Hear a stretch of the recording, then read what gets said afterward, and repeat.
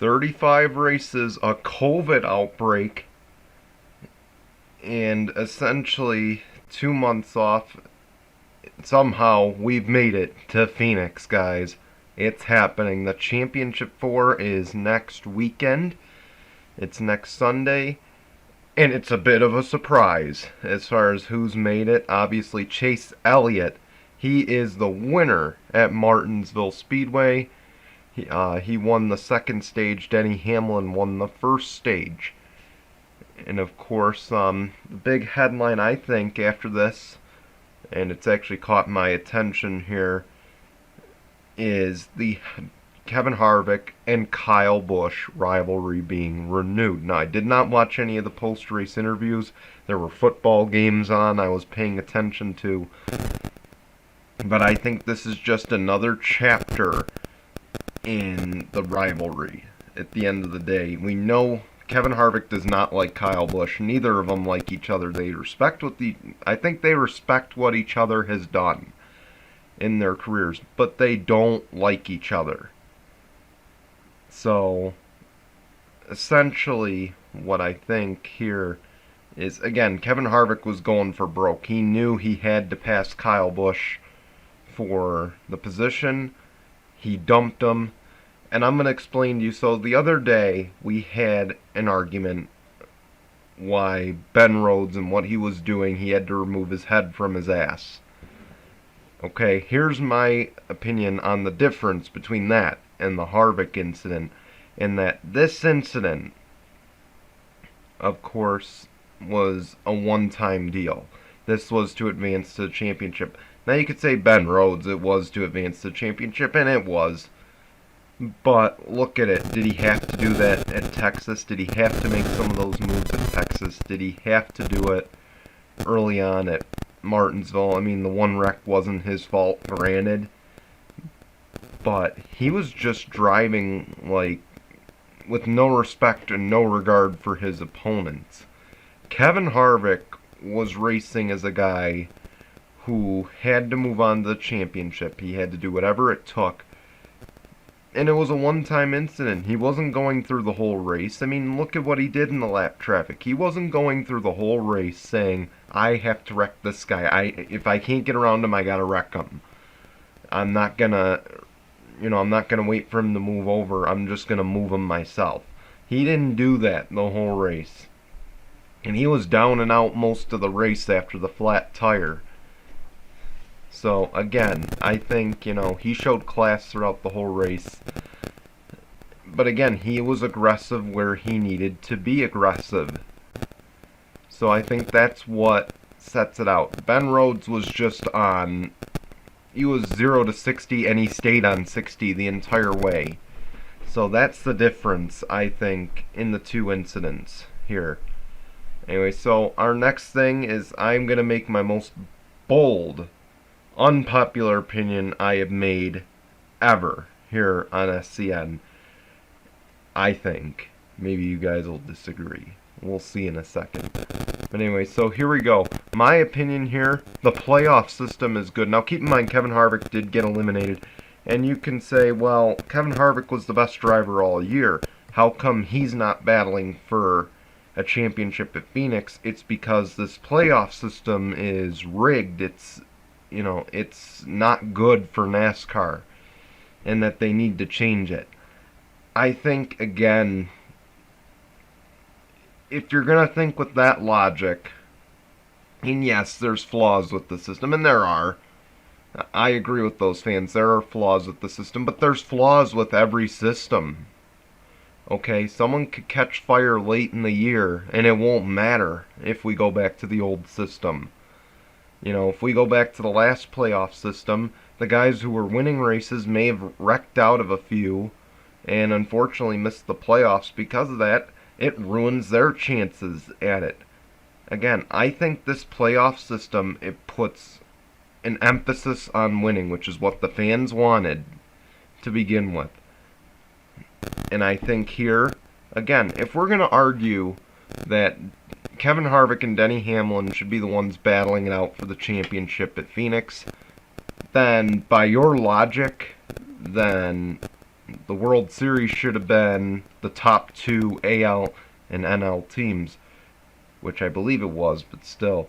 Then the NBA Finals, the Miami Heat shouldn't have been there. We shouldn't have even had a playoff. It should be those two battling it out in the championship. Heck, maybe we just get rid of the bubble altogether. They should have said when we come back, the top two conference teams are just going to play for the championship, and that's how we're going to end the season. Then same thing with same thing with football. Okay, if you're going to argue that, then the top two in each conference at the end of this 16-game schedule should just be automatically in the Super Bowl. No playoffs. And on top of it, if you're going to continue with that, then in March Madness, we should just list the top four seeds, or the top four teams in the country are playing for the championship. You see the pattern here? Again, if we're going to argue that it should be between Harvick and Hamlin, let's just eliminate the whole playoff system altogether. But again, the playoff system is here to stay, and that's regardless of if people like it or not, unfortunately. But I'm saying, I think what's good about it is there's a chance for upsets. There's a chance for someone new to come in and make their mark. That's what sets this out now. Is that, heck, Matty D could have gone on to win the championship. There are guys who could have gone on to win it. Kurt Busch, heck, he got to the round of 8. And it looked like he might have made it to the championship 4 if he hadn't blown his engine at Texas. Maybe he would have had a shot. Alex Bowman was in it, and he was in it for most of that race. I thought he had a shot in the second stage, and unfortunately just wasn't meant to be for him. But you see what I'm getting at is this offers a chance for, again, it offers a chance for some upsets, and I think that's what's good about the system. So, of course, the championship 4 is set. And it's Hamlin, Chase Elliott, Joey Logano, Brad Keselowski. So, here are my predictions. Again, much like we did with the Truck Series, much like we did with the Xfinity Series, we are going to look at the stats. But before I do that, I want to state kind of my predictions as far as how the race will play out. So, I don't normally do this, but I will. Only because there's two Penske guys in there, and I know what these two Penske drivers can do. So, of course, I know Roger is going to sit down with his two drivers. He's probably going to pull Matty D and... he's probably going to pull Matty D and Ryan Blaney into the room, and he's going to say, look, guys, I don't care who wins the championship. The championship is for Team Penske. Let's do it for the team. And Ryan Blaney and Matt DiBenedetto are just going to be following team orders the rest of the day. They're going to be trying to keep Hamlin and Chase Elliott out of the mix and leave it, if all goes according to plan, that's what'll happen. And of course, the other thing is Keselowski, from what I heard, I believe it's the same package as Richmond, he'll be running that Richmond car once again. And that's a car he's had a lot of success in this year. So, automatically, I think that propels him to be the favorite. However, now we look at the stats, and they don't work in his favor here.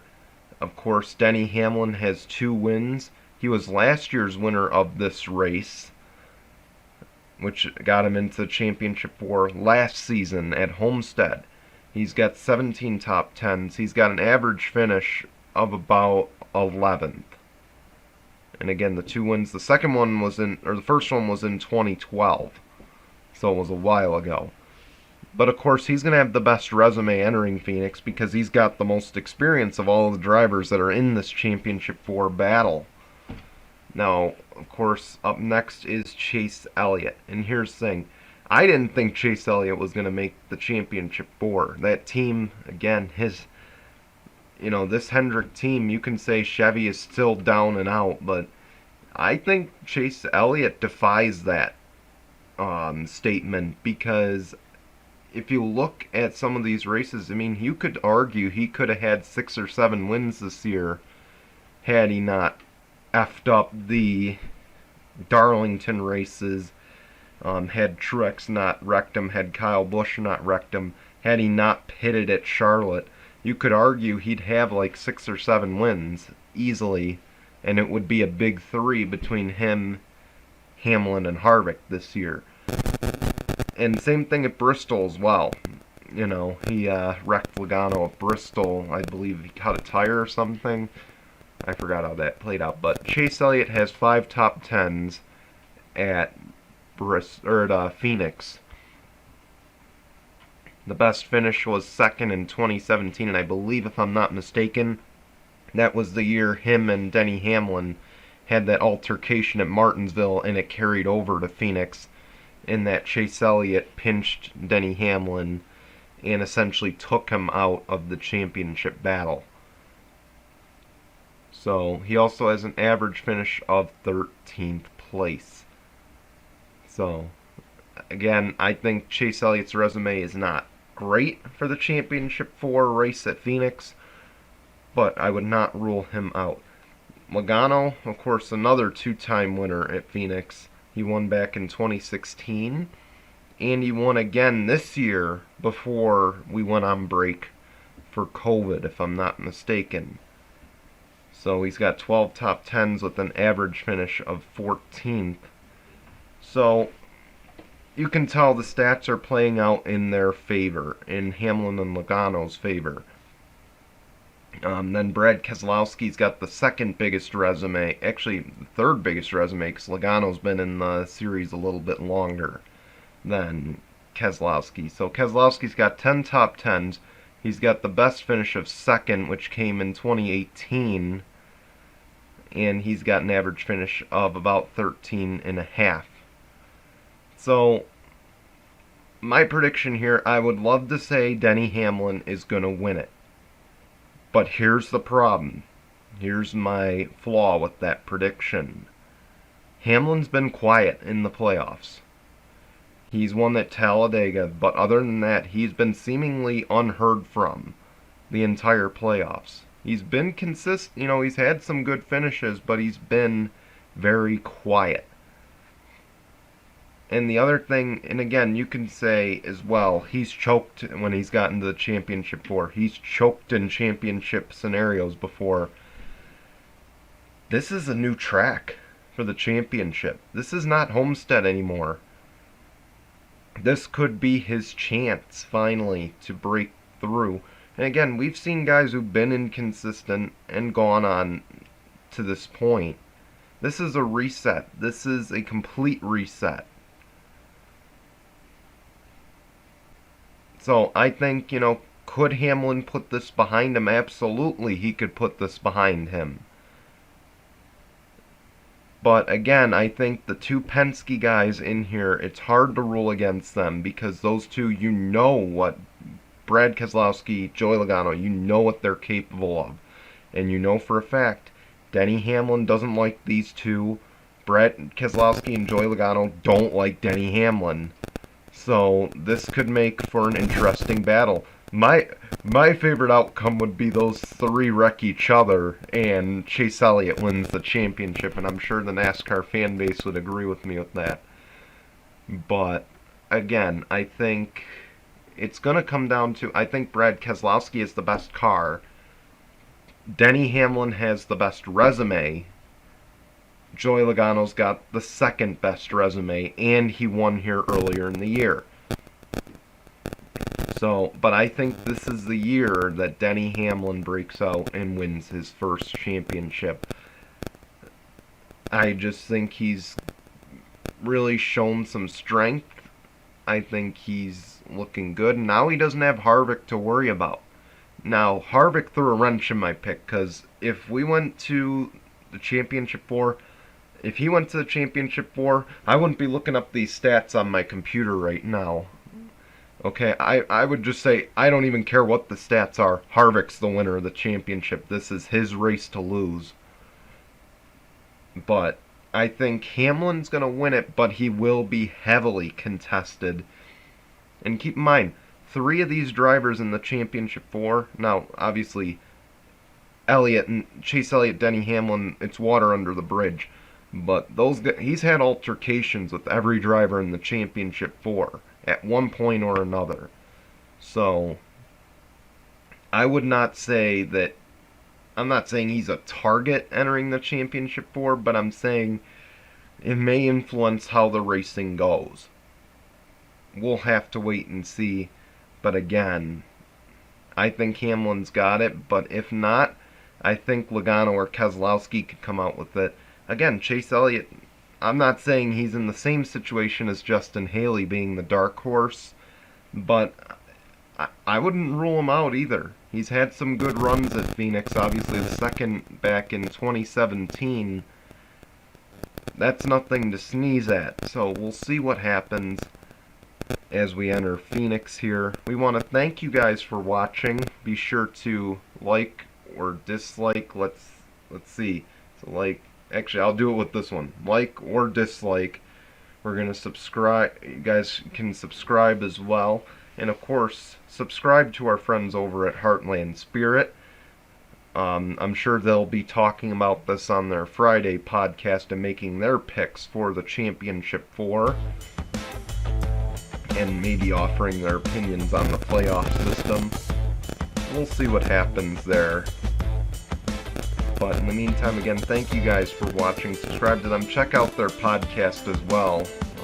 Canteen Podcast airs every Friday night at 6:15 Eastern on YouTube, 6 p.m. Eastern on Spotify. Until then, goodbye everyone.